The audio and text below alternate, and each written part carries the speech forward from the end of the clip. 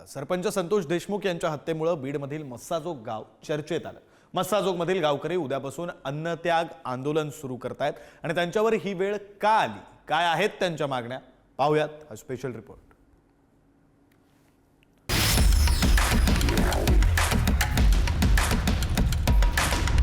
बीडमधील मस्साजोगचे सरपंच संतोष देशमुख यांच्या हत्येला 2.5 महिने उलटून गेलेत। 3 तपास यंत्रणा या हत्याकांडाची चौकशी करतायत, मात्र अजूनही ठोस कारवाई काही होत नाहीये, अशी देशमुख कुटुंबियांची तक्रार आहे। त्यात या प्रकरणातला आरोपी कृष्णा आंधळे याला अजूनही अटक झाली नाहीये।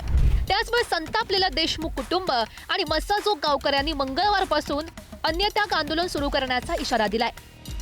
अन्नत्याग आंदोलन आहे जे की हत्या झाल्यानंतर अजूनही एक आरोपी फरार आहे।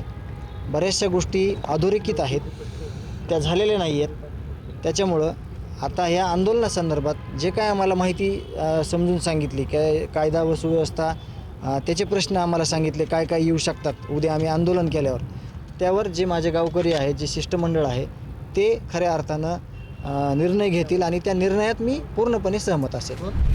धनंजय देशमुख यांनी सोमवारी बीडचे पोलीस अधीक्षक नवनीत कौवत यांची भेट घेतली। केस पोलीसच आरोपींसोबत चहापाणी करत होते, आरोपींना शोधण्यासाठी पोलिसांनी बालाजी तांदळीची गाडी वापरली, अशा आरोपांचा पुनरुच्चार त्यांनी केला। एवढंच नव्हे तर 3 यंत्रणा तपास करत असतानाही पुरावे देण्याची वेळ आमच्यावर येते, अशी नाराजी सुद्धा धनंजय देशमुख यांनी बोलून दाखवली। की तुम्हाला नाही मान्य करायची वेळ आली तरी मान्य करावं लागतं, कारण का तुम्ही CCTV आहे, त्याचा DVR तुम्ही घेतलाय।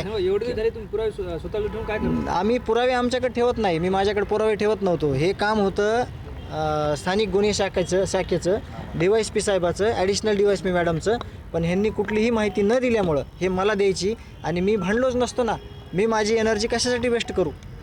यांनी प्रॉपर कुठलीच गोष्ट झाली नाही, जर चूक झाली तर चूक झाली म्हणणं हे सुद्धा एक चांगली गोष्ट होती, पण तसं कुठलीही गोष्ट झालेली नाही, म्हणून मी प्रामुख्याने ही सगळी माहिती तुम्हाला 28 तारखेला या देणार आहे। दरम्यान मस्साजोग ग्रामस्थांच्या अन्नत्याग आंदोलनाला वारकरी संप्रदायाने सुद्धा पाठिंबा जाहीर केलाय। या प्रकरणात धनंजय मुंडे यांची पाठराखण करणारे भगवानगडाचे महंत नामदेव शास्त्री महाराज यांच्यावरही वारकऱ्यांनी तिखट वार केला। मस्साजोग ग्रामस्थ त्या ठिकाणी अन्नत्याग आंदोलन करताय, उपोषण करताय। अरे काय हे कुठं चाललंय महाराष्ट्र?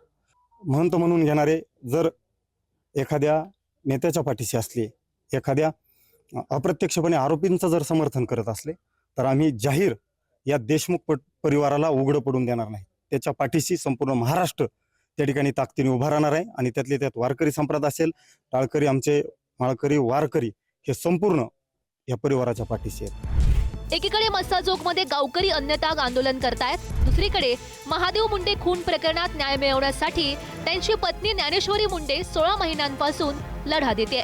या प्रकरणातील आरोपींना अटक नाही झाली तर 3 मार्च पासून उपोषण सुरू करण्याचा इशारा त्यांनी दिलाय। मी ठामच होते आंदोलनावर, उपोषणावर। तर माझे धीर जेव्हा SP सरांशी भेटले तेव्हा SP सरांनी आम्हाला 3 तारखेपर्यंत टाईम मागितलेला आहे की आम्हाला 3 तारखेपर्यंत द्या, आम्ही आरोपी अटक करू। मग सर बी नवीन आहेत ना, मग सगळ्याच्या सांगण्यानुसार, सगळ्याच्या ह्याच्यानुसार म्हणजे आम्ही सगळ्यांनी विचार करून सरांना टाईम दिलेला आहे 3 तारखेपर्यंत। 3 तारखेला जर नाही त्यांनी आरोपी अटक केले तर माझं तर ठामच आहे उपोषणावर, माझा शेवटचा पर्याय उपोषणच आहे। आणि मग एकतर मग बीडहून माझी बॉडी तर येईल, नाही तर मग आरोपी तरी अटक होतील। संतोष देशमुख आणि महादेव मुंडे यांच्या हत्येनं बीड तर हादरलंच आहे, मात्र छत्रपती संभाजीनगरमधील विद्रोही साहित्य संमेलनातही त्याचे हादरे जाणवले। या प्रकरणी निपक्षपाती चौकशी होण्यासाठी संबंधित मंत्र्यांना पदावरून दूर राहावं, तसंच परभणीच्या सोमनाथ सूर्यवंशी कोठडीतील मृत्यू प्रकरणातील दोषी पोलिसांवर कारवाई करावी, असा ठरावच यावेळी संमत करण्यात आला। ठराव क्रमांक 20 मराठवाड्यातील परभणीतील सोमनाथ सूर्यवंशीचा कोठडीतील मृत्यू प्रकरणी दोषी पोलीस संतोष देशमुख खून प्रकरणातील सत्ता वर्तुळाचे पोहोचलेले गुन्हेगार यांना त्वरित शिक्षा करण्यात यावी। चौकशी निपक्षपाती होण्यासाठी नैतिकतेचा भाग म्हणून संबंधित मंत्र्यांनी मंत्रिपदापासून दूर राहावे। बीडमधील या दोनही हत्याकांडांमध्ये पोलिसांची भूमिका संशयास्पद असल्याचे आरोप केले जात आहेत। ज्याने कायद्याचं रक्षण करायचं तेच आरोपींना पाठीशी घालत असतील तर मग न्याय मागायचा तरी कुणाकडे, असा प्रश्न या निमित्तानं उपस्थित होतोय। उदय नागरगोजे, पुढारी न्यूज, बीड।